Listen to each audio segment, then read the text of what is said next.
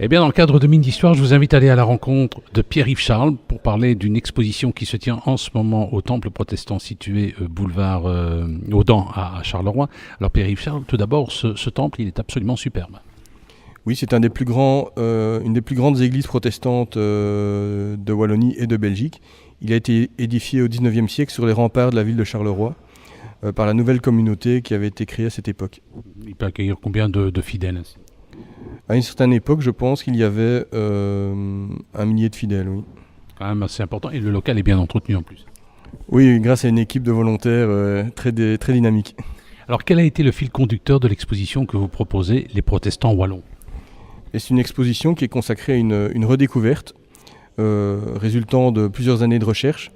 C'est le rôle joué par les protestants wallons, donc une communauté minoritaire dans nos régions. Le rôle joué au niveau culturel, politique et économique.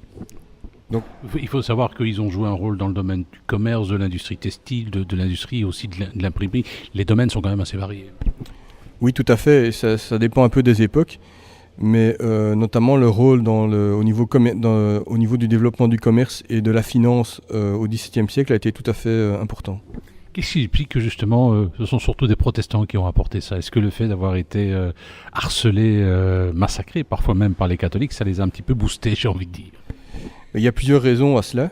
Il faut savoir que déjà au XVIe siècle, la Wallonie, enfin les provinces wallonnes étaient parmi les plus développées d'Europe au niveau industriel, et donc on avait chez nous une bourgeoisie industrielle et commerçante très riche et très puissante, donc il y avait un savoir-faire.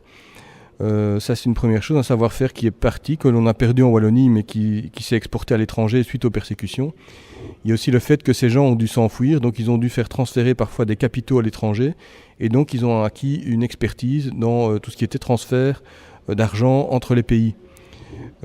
Ensuite il y a les liens au sein des communautés qui se sont renforcés suite à l'expérience de l'exil. Tout ça a contribué à faire des protestants wallons au XVIIe siècle, au début du XVIIe siècle, des personnalités de premier plan dans le domaine commercial.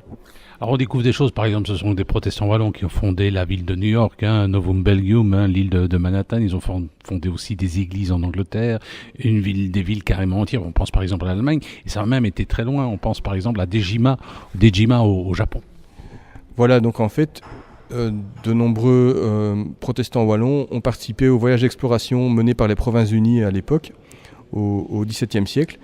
Et c'est ainsi que le premier gouverneur et fondateur du comptoir de Dejima au Japon, Maximilien Lemaire, est en fait descendant de Tournaisiens. Et c'est lui qui a vraiment mis en place ce comptoir très important, qui en fait était le seul point d'accès au Japon pendant des siècles. Et alors il y avait beaucoup de tournées quand même, toute cette zone. Pourquoi? Eh bien, Tournai à l'époque était une des villes les plus riches. Elle comprenait de nombreux commerçants. C'est une ville qui est en contact avec l'Allemagne, avec Anvers et avec Paris, et donc elle a été en contact avec le protestantisme très tôt, au point que à la fin du siècle, du XVIe siècle, 5/6 de sa population était protestante. Elle était surnommée alors la Genève du Nord. Et Dejima maintenant qui est devenu un musée, je crois, c'est au sud de Nagasaki, c'est ça? C'est ça, donc c'est devenu un musée qui est visitable, où on présente un peu toute la présence des Pays-Bas, des Provinces-Unies à l'époque, au Japon, et l'influence des Occidentaux.